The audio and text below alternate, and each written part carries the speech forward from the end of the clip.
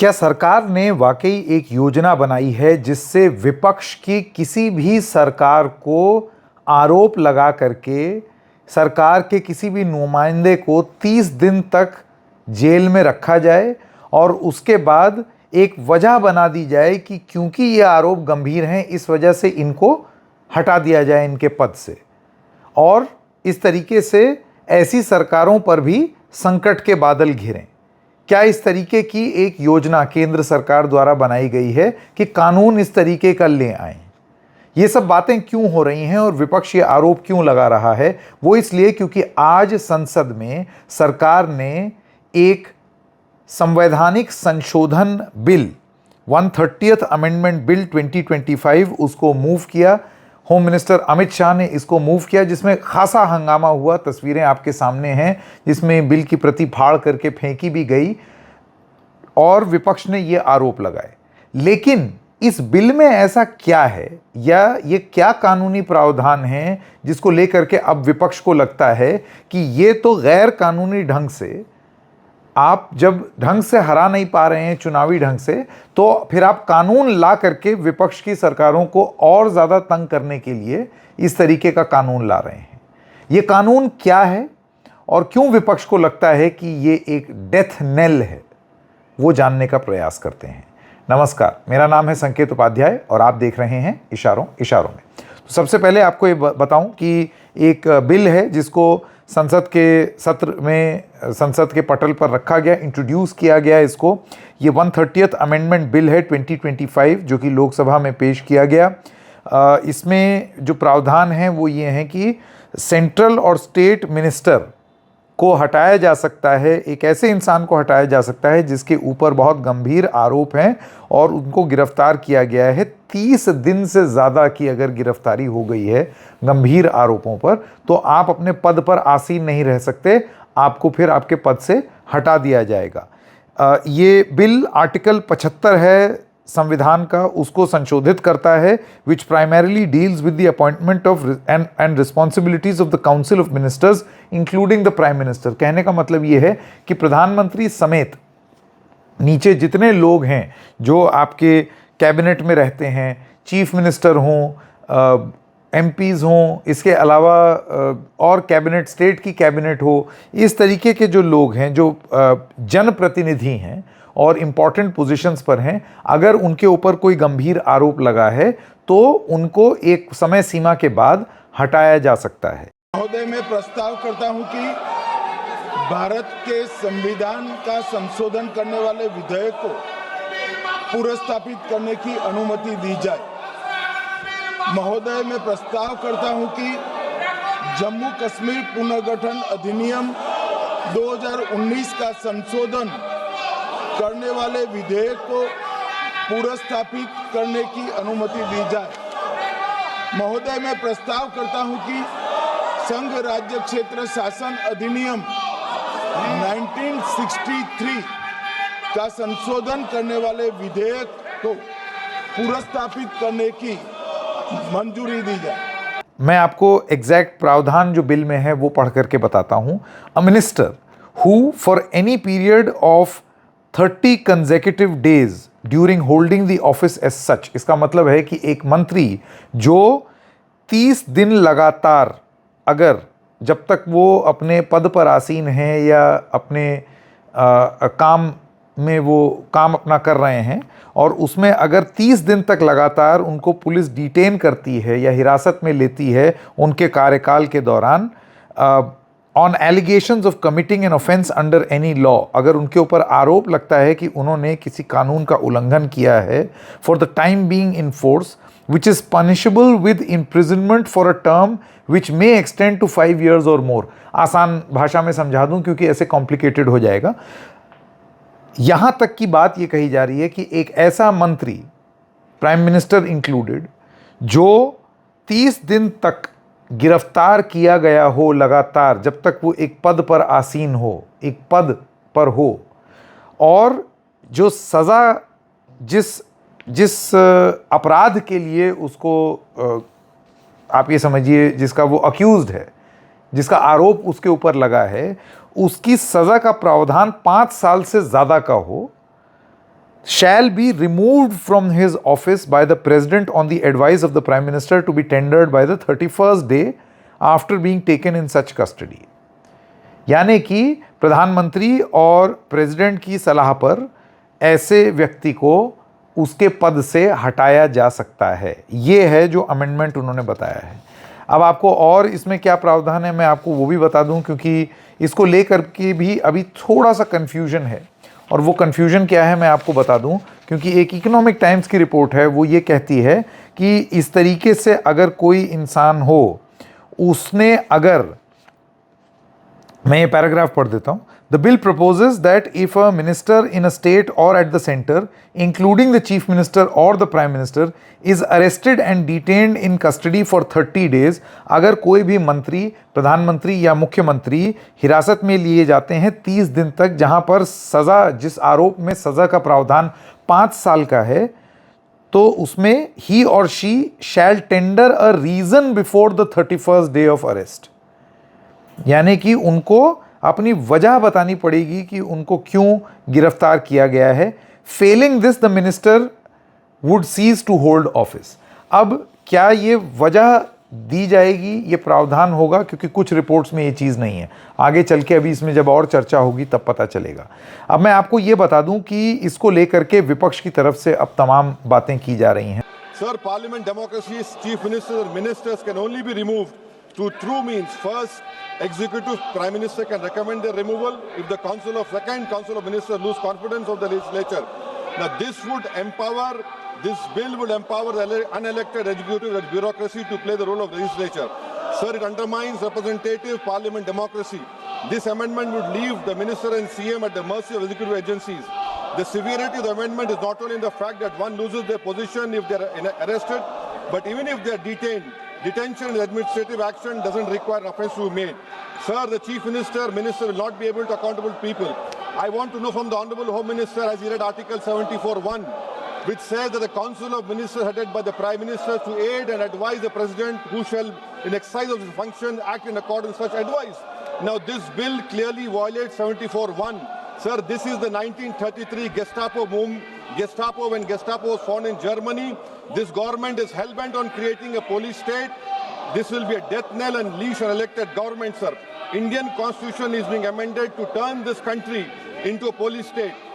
इस पूरे मामले को लेकर के एक नोकझोंक संसद के अंदर भी हुई, जब केसी वेणुगोपाल, कांग्रेस के सांसद, ने एक सवाल सीधा गृह मंत्री अमित शाह से पूछ दिया।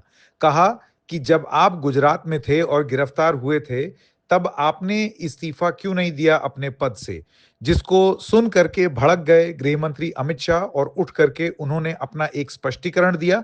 आइए सुनते हैं उन्होंने क्या कहा। Can I ask a question to the Honorable Home Minister? When he was the Home Minister of Gujarat, he had been arrested, sir. Whether he took the morality of that point of time? ये विषय नहीं है, मैं किसी ने Morality of that point of time? गृह मंत्री जी, अब मुझे सुनो जरा, मुझे सुनो गृह मंत्री जी, मुझे सुनो ना, पहले बैठ जाओ। प्लीज। हाँ, गृह मंत्री जी। माननीय अध्यक्ष जी, मैं रिकॉर्ड क्लियर करना चाहता हूं।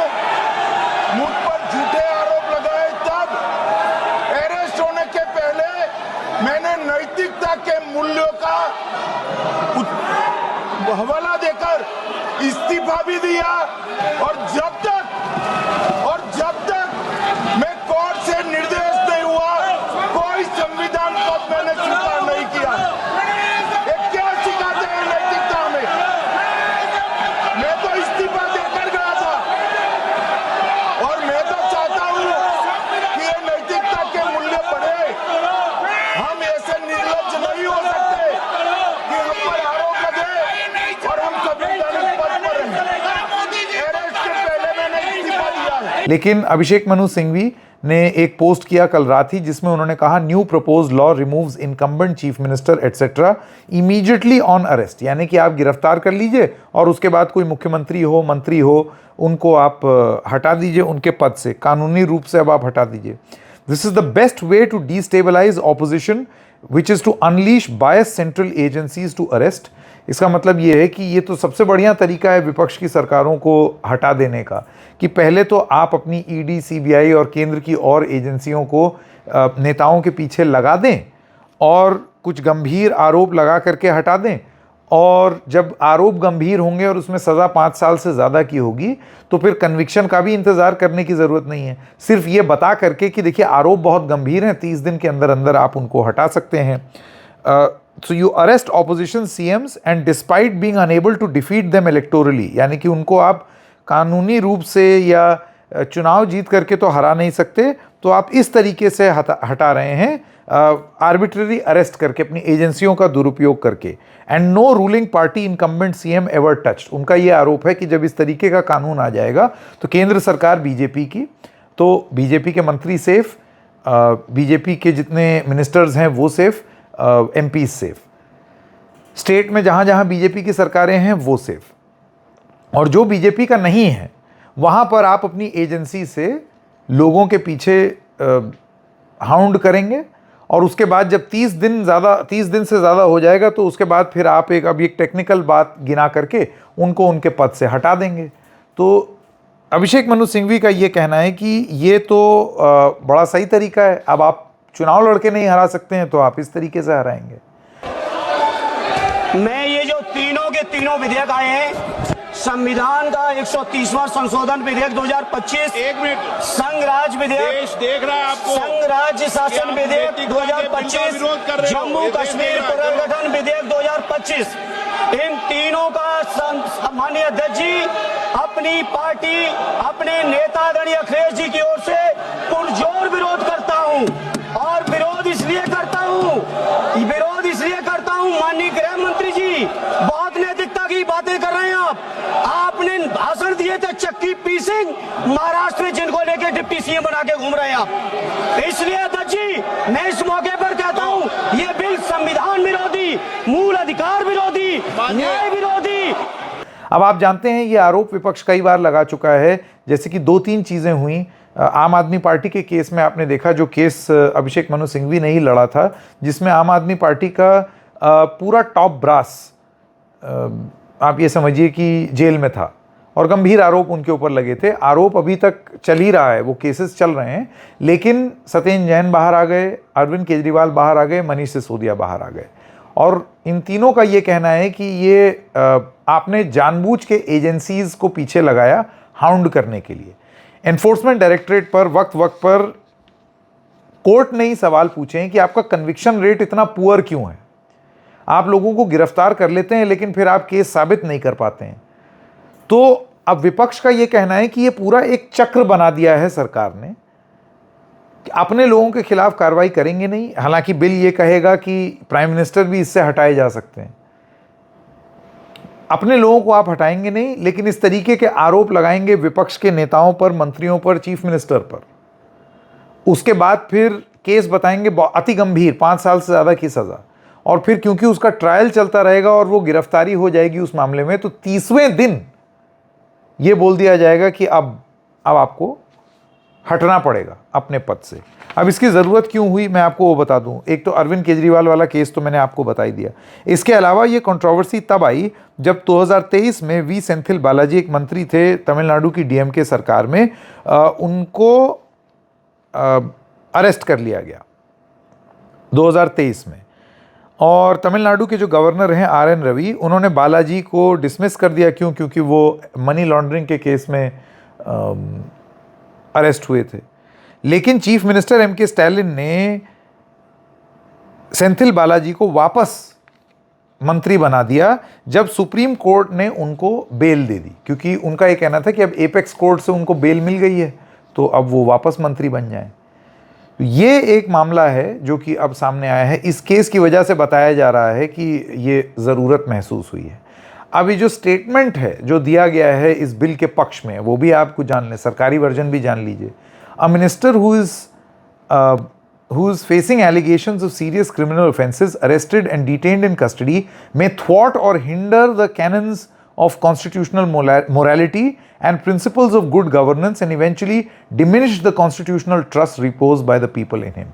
उनका ये कहना है कि इस तरीके का मंत्री जिसके ऊपर आरोप हैं और वो 30 दिन से ज़्यादा अगर वो बैठा हुआ है पावर में, तो वो पावर में बने रहने की वजह से हो सकता है कि संवैधानिक प्रक्रिया और कानून व्यवस्था को छेड़ने या तोड़ने मरोड़ने का काम कर सकता है। इस वजह से, ताकि लोगों का संविधान में भरोसा बना रहे, इस वजह से ये कदम उठाया गया है। Elected representatives represent hopes and aspirations of the people. इस वजह से उनका ये कहना है कि क्योंकि जो चुने हुए लोग होते हैं वो लोगों की महत्वाकांक्षाओं के प्रतीक होते हैं, तो वो महत्वाकांक्षाएं मरने ना पाएं, इस वजह से ये कानून लाया जा रहा है। अब एक चीज़ मैं आपको ये बता दूं कि ऐसा नहीं है कि ये कानून इंट्रोड्यूस हुआ और आ ही गया है। जैसे कि हमें पहले से ही मालूम था, ये चला गया है हाउस पैनल में। इसका मतलब ये है कि अब संसद में आने से पहले एक छोटी संसद, यानी कि अलग अलग विपक्ष के एमपीज, सरकार के एमपीज इस बिल के अलग अलग प्रावधानों पर बैठ करके बात करेंगे। लेकिन अगर वन नेशन वन इलेक्शन और इसके अलावा जो भी जितने भी कानून आए हैं, जो हमने देखे हैं, जो इस तरीके से हाउस पैनल में गए हैं, सब केसेस में हमने ये देखा है कि विपक्ष के और सरकार के बीच में सिर्फ और सिर्फ लड़ाई हुई है इन प्रावधानों को लेकर, किसी भी कानून के प्रावधानों को लेकर, और फिर सरकार को ठेलना ही पड़ा है। सरकार ने ये बोल दिया है कि भाई देखो, हमने तो सारी प्रक्रिया का पालन किया, उसके बाद भी ये लोग नहीं सुन रहे तो हम क्या करें। हम तो हाउस पैनल में भी भेजा, एक संसदीय दल बना, उसमें सांसदों ने बैठ करके इस पर चर्चा की, उसमें विपक्ष के भी सांसद थे। वहाँ पर विपक्ष वाले कहते हैं कि ये जो चेयरमैन होता है ऐसे संसदीय दल का, इस तरीके के एक समूह का, संसदीय समिति का, वो सरकार का नुमाइंदा होता है, तो वो दादागिरी करता है, इस तरीके के आरोप लगते हैं। कई बार पहले लग चुके हैं, कोई अनोखी बात नहीं बोल रहा हूं मैं। तो क्या इतने महत्वपूर्ण बिल में भी इस तरीके की चीज़ होगी? आपको ये भी बता दूं कि ये यूनियन टेरिटरीज पर ऑलरेडी ये प्रावधान लागू हैं और इस वजह से इसको अब केंद्र और राज्य में भी लागू करने का प्रयास किया जा रहा है। देखिए, जब जब इस तरीके के कोई कानून आते हैं तो आप ये जान लीजिए कि जो विपक्ष में रहता है वो इसकी बुराइयां ज़रूर गिनाता है, लेकिन हमने कई बार ऐसा देखा है कि इस तरीके के कानून का उपयोग वक्त वक्त पर जो सत्ता में आ जाते हैं वो लोग करते हैं। जो विपक्ष में रहते हैं वही सत्ता में आने के बाद भी इन्हीं कानून का इस्तेमाल करते हैं। खैर, जैसे जैसे अब इसके बारे में और जानकारी आएगी, हमें और चीज़ें पता लगती रहेंगी और उसके हिसाब से फिर चर्चा होगी। अब तक की जो जानकारी है उसके हिसाब से विपक्ष का मानना है कि ये विपक्ष में यहाँ की सरकारें हैं, जहाँ विपक्ष की सरकारें हैं, उनको सेट करने के लिए, क्योंकि आप चुनाव में नहीं हरा सकते हैं, तो आप एजेंसी का बल इस्तेमाल करके आप उनको हटाना चाहते हैं। हरा नहीं सकते, इस वजह से हटाना चाहते हैं। इशारों में बस इतना ही। फिर मिलेंगे किसी और मुद्दे के साथ, तब तक के लिए नमस्कार।